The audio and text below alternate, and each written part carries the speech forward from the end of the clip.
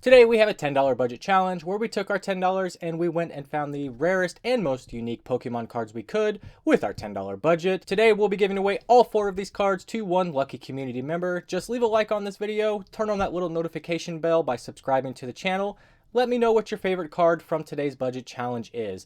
Let's go ahead and get into it. We're going to start things off with this really nice Camerupt card. We have an EX Crystal Guardians Camerupt holographic card. I picked this card up for $1.75. I would put a current value on this card in the near mint to mint condition it's in, right around $10 to $12. It's kind of crazy. If you look on TCG Player right now, you'll see that there's a lot of listings for this card between $2 and $2.50, but all of those are in moderate play to light played condition and probably not near as good as what this card is.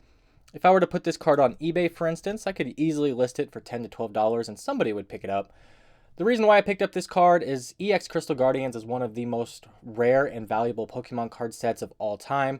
All the way back in 2006, a pack of EX Crystal Guardians will set you back $250 or more. A booster box of Crystal Guardians is costing right around $20,000 to $25,000 for a sealed booster box. If you were to buy a heavy pack of EX Crystal Guardians and you pulled this holographic Camerupt out of your pack, that would be your heavy pack holo. How crazy is that? And I managed to pick this card up for $1.75. It's just crazy. Realistic price on this, I mean, I could sell it, like I said, for between $10 and $12 if I waited long enough. I could post it for $5 or $6 and sell it very quickly.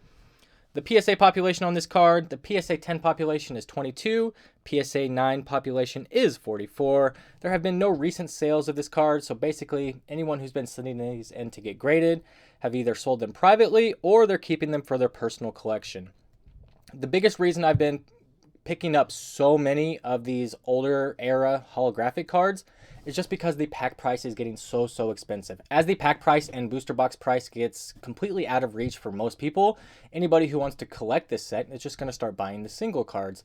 And as the single cards become more and more scarce, the price on them is going to continue to go up, along with the price of the packs and the actual booster boxes as well. I picked up quite a few older era cards. Another one that I picked up, I actually picked this one up for $1 from a local game store. They had a really big binder of rare and ultra rare cards, and they were all priced at $1 each. I picked out a lot of these, especially the older style e-reader cards. Almost all of the rares I came across, I ended up picking up for the same reason that I picked up the Camerupt card. The packs are just getting so expensive. This Clefable is actually out of EX base set Expedition. Very cool card. If I had to put a value on it, I would say it's approximately $3 to $4. Nothing too crazy. But similar to how the Camerupt, the value on the packs and the booster boxes just keep going up and up. A pack of Expedition is setting people back around $400 to $500 right now. It's crazy. There's listings for booster boxes up over $50,000 for one booster box. And there's only 36 packs, and you could get this non-holographic rare out of one of your packs for $500 if you were to open one up. It's just crazy. Absolutely crazy. Very cool card. I'm picking up as many of these non-holographic and holographic rares from the EX era, 2002 to about the end of 2006 with Sandstorm. Very good, solid pickups with just how crazy the sealed product prices are going, with how much the actual community is growing. I just see that there's absolutely no risk in picking up those older style cards that not a lot of people collected. That's the biggest thing, is most people didn't really think to hang on to a holographic Camerupt back in 2006. Just got tossed into the bulk pile or sold to a bulk buyer, and nobody really thought about it. That's why there's such a low population of graded cards. I would not send in non-holographic cards like this to be graded, because if you were to send this in to get graded and it came back, being worth $100, $200, $300, people would flood PSA, CGC, and BGS with these non-holographic cards to grade, because there is quite a few of them out there, and these are much easier to grade than the holographic cards. You don't have to worry about the holographic scratching or anything like that. And the market would get flooded, and by the time you actually get your card back from grading, it probably wouldn't be worth all that much anymore. The next card we picked up, we have a very nice reverse holographic Shiftry. This is actually the most expensive card that I picked up in this budget challenge. This is my favorite card personally. I just really enjoy these reverse holographic cards, especially the ones with the energy symbols on it. The ones with the stamps are really cool as well. The EX Hidden Legends box is actually not very expensive. Believe it or not, EX Hidden Legends booster boxes are selling for right around $4,000 to $5,000. And I know that sounds crazy, crazy expensive, but for a box from 2004 being $5,000, where a box from 2006, for instance, is selling for $25,000, it's a big, big difference. There's a lot of really, really good cards on the inside of EX Hidden Legends. The pack price is sitting right around $150 right now.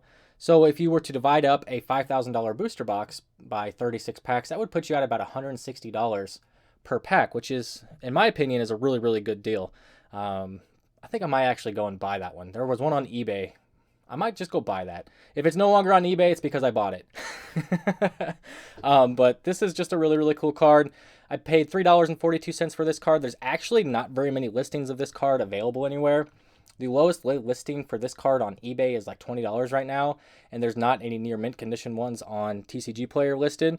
Just a really, really cool card in my opinion. The population on that card is crazy low. PSA 10 population is 3, PSA 9 population is 13. There's just no recent sales to say what that's actually worth. But in my opinion, reverse holographic cards are so much more rare than the rare counterparts, because you can get a common, uncommon, and the rares in the reverse holo slot. And then in the rare slot, you only get the rares and then the ultra rares with the EX cards. And they're just a little bit easier to pull, believe it or not. All right, the last card we picked up today, very, very cool, Typhlosion Prime. This Typhlosion Prime comes out of a Heart Gold and Soul Silver era 10 from 2010. Very, very cool card. I picked this card up for, let me look, $1.68 is what my list says here. And I picked this up in damaged condition off of TCG Player. As you can see, it's in terrible, terrible condition. But sometimes it just doesn't really matter how bad of condition the card is in when it's a really cool card like this Typhlosion. If you wanted to pick up the tin that this card comes in, you would be set back over $400 to $500 for one tin if you wanted a near mint condition Typhlosion Prime card. Straight out of the tin. How crazy is that? How crazy is the sealed product premiums right now on everything? It's just absolutely crazy.